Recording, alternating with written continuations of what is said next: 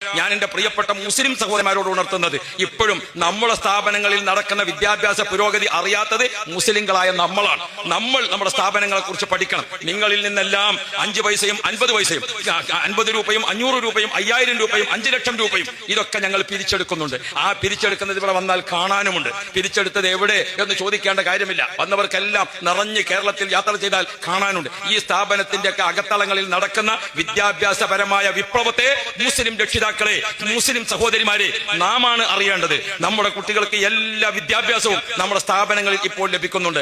ആൺകുട്ടികൾക്ക് പഠിപ്പിക്കുന്നുണ്ട്, പെൺകുട്ടികൾക്ക് പഠിപ്പിക്കുന്നുണ്ട്. എല്ലാ വിഷയത്തിലും നമ്മുടെ മക്കളെ ഉന്നത നിലവാരത്തിലെത്തിക്കുന്നതിന് 200ഓളം രാഷ്ട്രങ്ങൾ ഇന്ത്യക്ക് അംബാസഡർമാരും ഹൈക്കമ്മീഷണർമാരും ഒക്കെ ഉണ്ട്. പക്ഷെ അവർ കണക്ക് പരിശോധിച്ച് നോക്കൂ, അതിൽ മുസ്ലിങ്ങൾ എത്ര പേരുണ്ട്?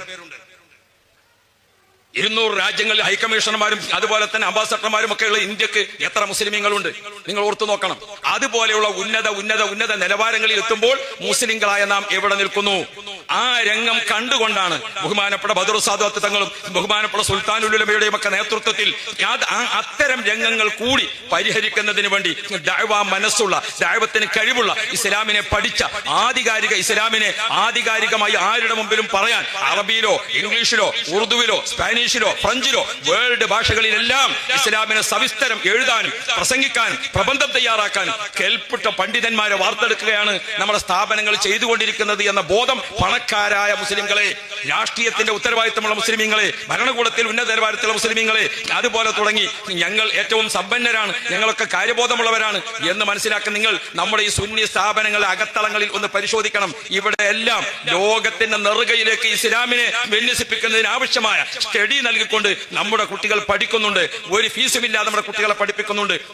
സമൂഹത്തിലെ പാവപ്പെട്ടവരും സമൂഹത്തിലെ നല്ല ബോധമുള്ളവരുമായ എത്രയോ ആളുകളുണ്ട്. പണക്കാരുടെ കൂട്ടത്തിലുണ്ട്, അതുപോലെ തന്നെ സാധാരണക്കാരുടെ കൂട്ടത്തിലുണ്ട്. അവരുടെ ഒക്കെ കൈയഴിഞ്ഞ സഹായം അള്ളാഹു അവരുടെ കൽബിൽ ഒരു തൗഫീഖ്, അവർക്ക് സഹായിക്കാതെ മനസ്സ് കൊടുക്കുമ്പോൾ അത് ലഭിച്ചുകൊണ്ടാണ് ഈ സ്ഥാപനങ്ങൾ ഞങ്ങളെല്ലാം 10 കോടി രൂപയുടെ പദ്ധതി അല്ലെങ്കിൽ 3 കോടി രൂപയുടെ പദ്ധതിയൊക്കെ പ്രഖ്യാപിക്കുമ്പോൾ എന്താണ് മൂലധനമുള്ളത്? മൂലധനം അൽ ഫാത്തിഹ. മുഹീദ്ദീൻ ശൈഖ് തങ്ങളെയും ബദരീങ്ങളെയും ഒക്കെ വിളിച്ചുകൊണ്ട് ഒരു ഫാത്തിഹ, അതാണ് നമ്മുടെ മൂലധനം.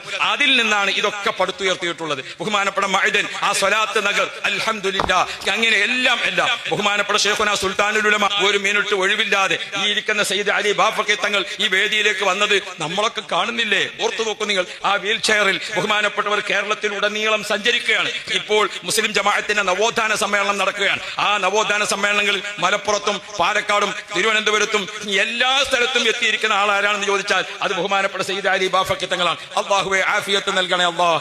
അവിടുത്തെ പ്രിയപ്പെട്ട ബീവി വഫാത്തായതാണ്, അവിടുത്തെ ദറജ വർദ്ധിപ്പിച്ചു കൊടുക്കണേ.